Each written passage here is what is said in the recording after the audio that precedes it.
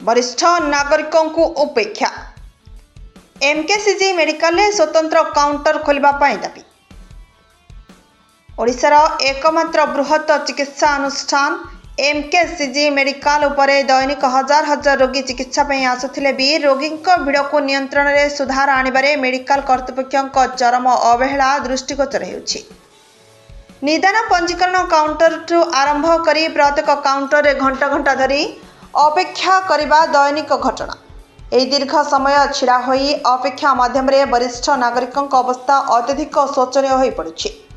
वृद्ध वृद्धा माने संज्ञाहीन होई गुरुतर होई पड़िबा प्रायतः देखा जाउछि।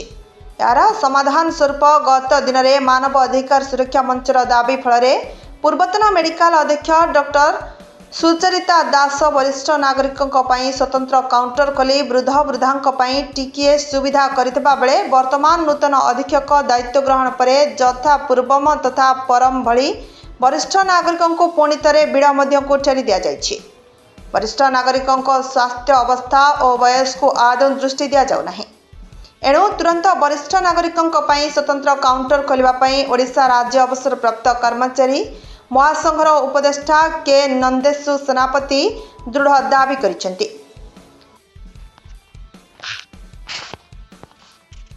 Bureau report Harshika media.